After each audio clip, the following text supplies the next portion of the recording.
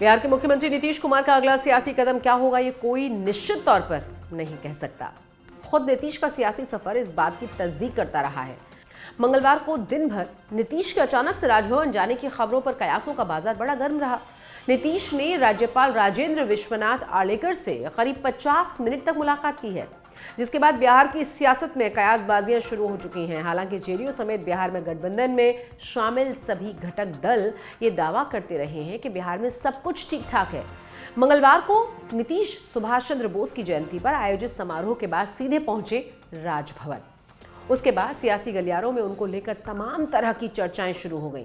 इसी तरह की चर्चाओं को हवा इसलिए भी मिल गई है क्योंकि बीते दिनों तमाम संकेत ऐसे मिलते रहे हैं कि नीतीश आरजेडी के साथ उकता चुके हैं और मुमकिन है कि वो आने वाले दिनों में एनडीए में लौटने के बारे में सोच रहे हों। नीतीश का राज्यपाल से मुलाकात के बाद उनके अचानक राजभवन पहुंचने को लेकर जानकारी सामने आई है। पता ये चला है कि नीतीश बिहार के विश्वविद्यालयों में कुलपतियों की नियुक्तियों के बारे में बातचीत के लिए राजभवन पहुंचे थे। इस बात की पुष्टि बाद में जेडीयू नेता केसी त्यागी ने भी की है। सुनिए केसी त्यागी ने कहा क्या है।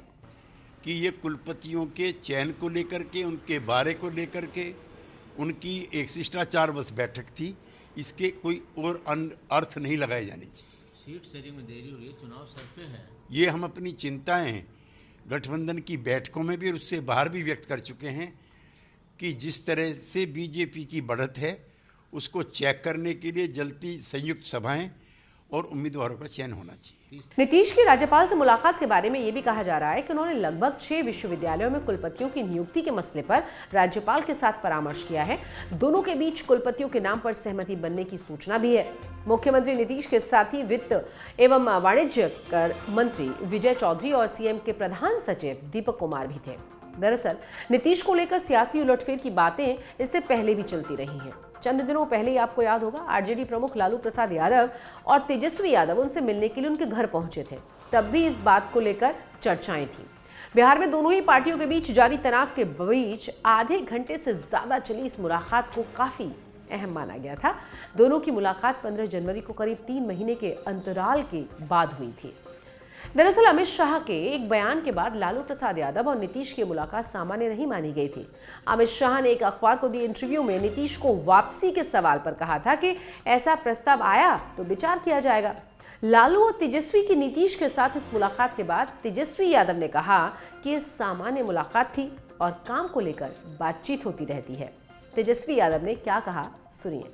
हम जदयू के साथ हैं, जदयू हमारे साथ है, मजबूती के साथ। ये महागठबंधन चुनाव लड़ेगा, कोई पार्टी चुनाव नहीं लड़ेगी। और नीतीश जी के नेतृत्व में हम लोग जो है काम कर रहे हैं। तो आप लोग बड़ा ऑफर मिला है नीतीश कुमार को, कुछ भी हो। अरे भैया आप लोग बहुत जानकार हैं। क्या ऑफर है ये बता दीजिए। अमित शाह ने नहीं बता दीजिए। अमित शाह ने आप ही लोग को बता के खोले होंगे, पूछ करके खोले। जाहिर है तेजस्वी यादव ने यहां संदेश देने की कोशिश की थी कि बिहार में आरजेडी और जेडीयू के बीच सब कुछ ठीक ठाक है, लेकिन इस मीटिंग को आरजेडी की तरफ से नीतीश के साथ तल्खी कम करने की कोशिश के कदम के तौर पर देखा गया था।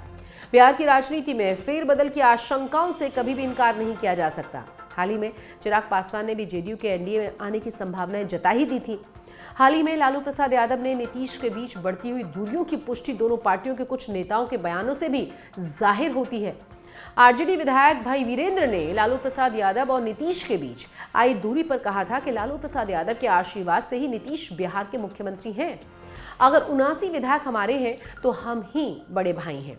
फिलहाल मेरे साथ इतना ही। चुनाव आज तक पर आप चुनावों से, राजनीतिक पार्टियों से और समसामयिक मुद्दों से जुड़ी किसी भी तरह की जानकारी के लिए आप जरूर इसे सब्सक्राइब कर लीजिए।